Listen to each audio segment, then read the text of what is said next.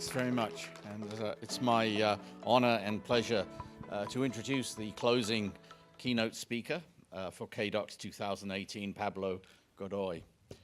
But before that, I'd like to have a bit of a shout out to Janice and her team, the KDocs team. KDocs has become a fixture of the university over the last few years, not only through this festival, but also through events that they host throughout the year.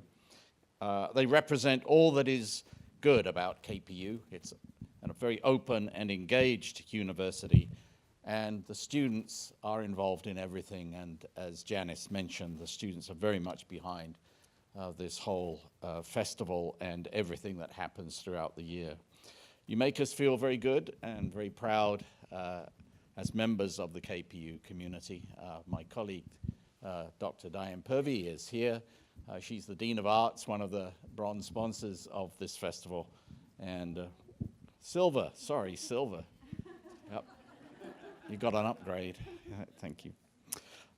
This is the second time that Pablo has keynoted for us at KDocs.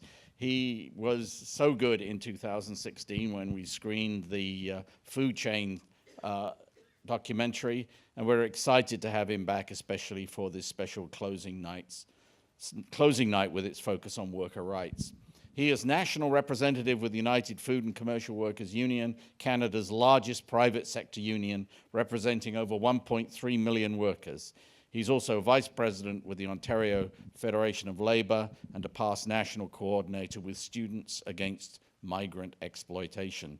And he's also a pretty awesome spoken word poet. Thank you very much, and welcome, please, Pablo Godoy.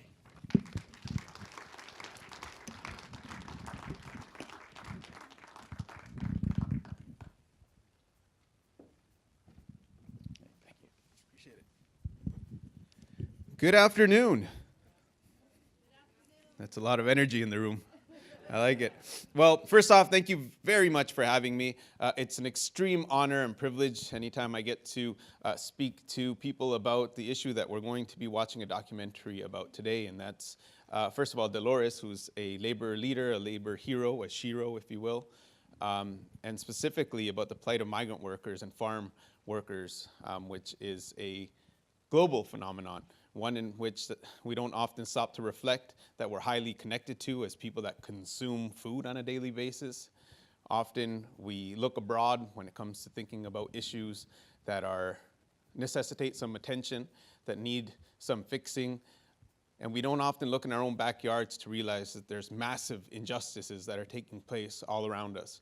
One of which is what we consider one of Canada's uglier little secrets, and that's the exploitation of migrant workers. Across Canada, over 500,000 people come to this country temporarily, simply to work, to provide the means through which they'd like to provide, a living, a place to live, food, access to healthcare or school and education for their children. They're forcibly leaving their countries, and I say forcibly because there's different ways through which people are forcibly made to leave their countries. Sometimes that's political issues, social issues, and other times it's economic. We're all tied in this global world through what we call globalization. What we do, what we consume, the clothes we wear, the things we purchase, often have a price, and that's not just what we pay at the cashier, but it's a human price.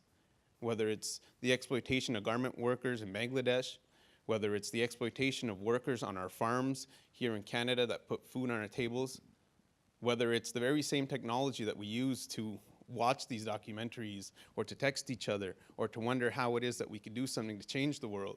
Often these are tied to the systems that push and pull people from their countries. In Canada in 2009, something very interesting happened to our immigration system. For the first time in history, the number of people that entered this country temporarily, that could not stay, that did not have access to status or residency, was actually past the amount of people that stay here permanently. Since then, that number has skyrocketed, like I said, to over 500,000 people that come yearly to Canada temporarily. Meanwhile, immigration numbers stagnate at around 250,000 people, depending on the year. A large portion of those are caregivers and are people that also provide us our food. Today, Dolores, this documentary we're going to watch, touches on the fight for agricultural workers' rights in the US. But it's highly tied to the reality today that tens of thousands of workers across this country face. Workers that are denied basic human and labor rights. Workers that are denied the ability to go to the hospital when they're sick. That are denied the ability to unionize in some provinces. That are blacklisted in British Columbia by Mexican consulates for simply trying to access their labor rights. People that are being forcibly removed from programs for being pregnant, for asking for the rights, for taking a day off. Through UFCW's work over the years, we've operated 10 migrant worker support centers across the country, at which we've documented an innumerable amount of abuses that I think are not only shameful, but counter the narrative that Canada is simply this inclusive, loving, human rights country. Right? I think in order for us to ever be able to make that claim, we really need to take a cold, hard look at ourselves and understand that every single person here in this country, whether First Nations, whether immigrant, whether women, whether migrant workers, deserve dignity, justice, respect. And the fact that we're all connected to this system, like I said, through the things we purchase or consume, I think bestows upon us a responsibility to care, a responsibility to share the rights that most of us think that we deserve or merit, rights that are actually supposed to be legally ingrained in our Charter of Rights and Freedoms or in our labor standard rights. For farm workers in Canada, many of them, while their contract stipulates they get minimum wage, they struggle to get paid minimum wage because things like piecework are introduced, where people are forced to, fill a certain amount of barrels of apples or whatever product it is that they're harvesting in order to get their hour's pay. Or they're being overcharged for housing, or their living conditions are extremely cramped. It's not uncommon to see, homes where you have a bedroom that's 10 by 10 feet and you have 10 to 12 or 15 people living in these conditions. It's not uncommon to hear of workers injure themselves, lose their lives, lose limbs, and have other issues because of the pesticides that they're being exposed to, because they're not being granted access to health and safety protections or provisions. Our organization and many of workers across Canada are not asking to become rich off this program. They're asking for basic dignity, basic justice, basic respect for labor rights, for human rights. The ability to join the union for them and for us definitely represents the ability to immediately access a means through which you can actually file a complaint. You might be able to be protected against being repatriated, which is one of the most dangerous things that happen in these programs. And in these programs, just really briefly, because I know I don't have too much time, these programs have evolved to the point where employers have been granted carte blanche as to what they do with workers. And that's dangerous because while there might be decent or good employers, it opens the window for people to take abusive measures against workers, whether that's forcing them to work a huge amount of hours and not paying them, whether that's not allowing them to be protected by basic health and safety standards, which actually didn't always apply to agricultural workers in Alberta or in Ontario. Recent fights have only recently granted them protections under health and safety acts.